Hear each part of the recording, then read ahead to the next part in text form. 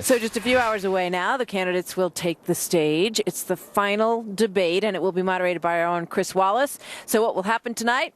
Eric Trump is Executive Vice President of Development Acquisitions for the Trump Organization and son of the Republican presidential nominee. Eric, good to have you with us. Hey, it's good to be with you guys. Good morning. Welcome to Vegas. It's great to have you with us. It's great to be here.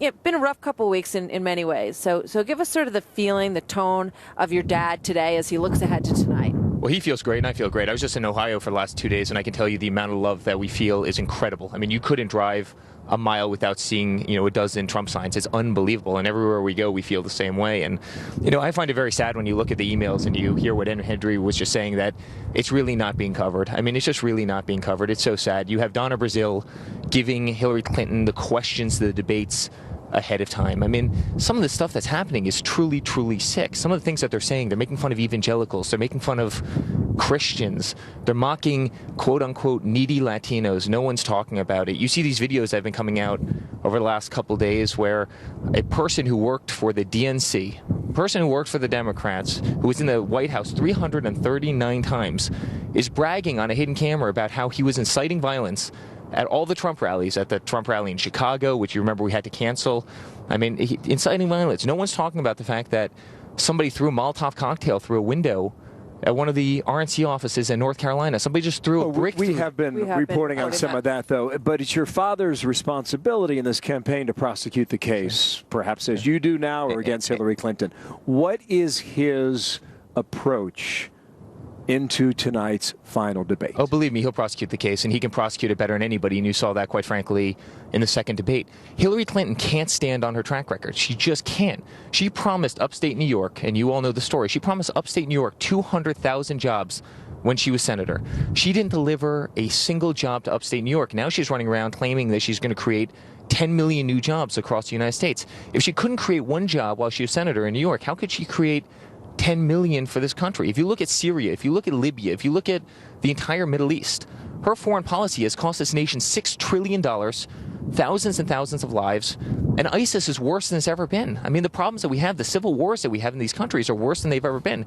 Her foreign policy is horrible. Her track record as a politician for 35 years, longer than I've been alive, is horrible. So her only game plan is to attack my father and spend special interest money, about $750 million of special interest money, going after him in negative ads. And I find it very, very sad. And I think the media, quite frankly, has been on her side the entire time. All right. Well, one story that the media has spent quite a bit of time on are these stories about women.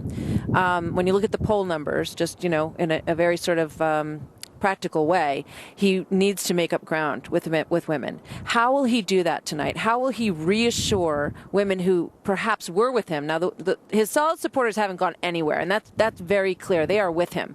But he needs to extend some reassurance to women that may have drifted because of these stories. Listen, he's going to assure people that, his policies are what's best for this country. Our country has been totally left behind. We've got $20 trillion worth of debt. We have an educational system in this country that's ranked 30th in the world. You don't even hear our politicians talking about it. We have an educational system that's ranked 30th in the world. Reading comprehension is 34th. Math skills is 37. People aren't even talking about it. Median income in this country hasn't gone up in 15 years. People are making less money today than they did 15 years ago.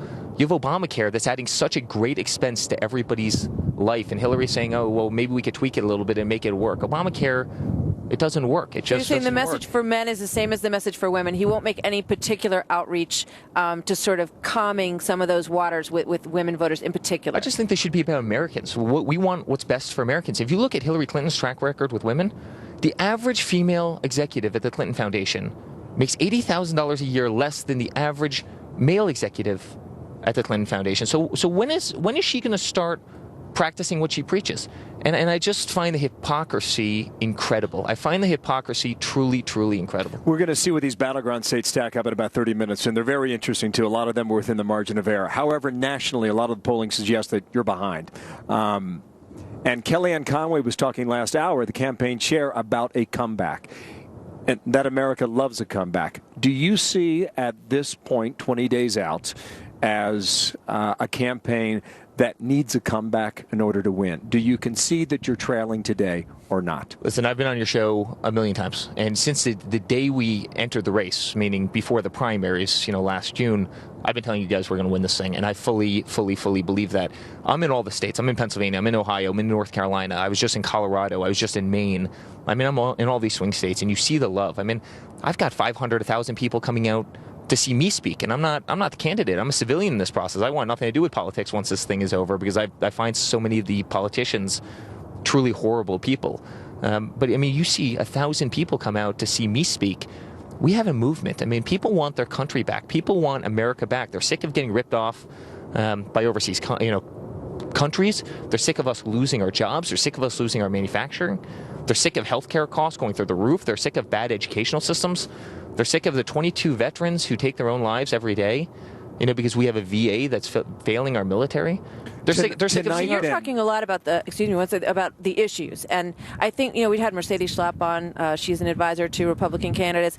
She said, I'd like to see him spend about 10% talking about the rigged election issue, but she felt like there's been too much on it, too many tweets on it, too much focus on it, that it makes it feel like it's about him being personally upset that he's not doing as well as he wants to, and that it needs to be more about these issues. Are we going to see him, pivot away from him and more towards what you're talking about tonight? Well, I think the great thing about, quite frankly, is Chris is he's going to actually ask those questions. I think in the first debate, you didn't see any of the hard questions asked. And there wasn't even a question about her emails or the Clinton Foundation. The Clinton Foundation might be one of the greatest Ponzi schemes in the charitable world. And again, no one wants to talk about it. And it's very sad that the media, most of the media, I'm not throwing this on you guys, but most of the media doesn't want to prosecute that case. They don't even want to talk about this. John Harwood just spelled it out in an email to John Podesta that we just saw. And try seeing that on any other channel. The problem is when Hillary whistles, the rest of the media dances, and it's very, very sad. And you flew in last night? Yeah, I just flew in from Ohio. And Kellyanne said your father was doing debate prep last night. Do you have any more information on that, or details about how that went or how it was set up? He's doing debate prep. He's doing a lot of debate prep. He takes it very, very seriously, and he's always taken it incredibly seriously. And you saw how well he did in the second debate. There's no question he won that debate. And we were told that after debate number one, he went back and watched it. Is that true? I'm sure he did. I don't actually know. I never asked that question, but I'm sure he did. The reason I asked that is because the setup tonight is exactly as it was 3.5 weeks ago. And by the way, I think that setup, I think the kind of open forum with people asking questions, I think that's a great thing for him. He relates to the blue-collar worker so well. He relates to average Americans so well. That's who we deal with every single day as we operate our business, whether it be contractors or this or that. He's always just had this great warmth with people, and he responds very, very well in that setting. And I think on the flip side, I don't think Hillary does at all. She's in this kind of political elite. She's in, a white marble office in Washington, D.C. I think she's very, very disconnected from everyday Americans, and I think he actually excels in that form. Thank you for your time, Eric. Big opportunity for him, and we will see how it goes. Thank you, Eric. Guys, thank you so much. Thanks We're going to do great. Always good to have you with night. us.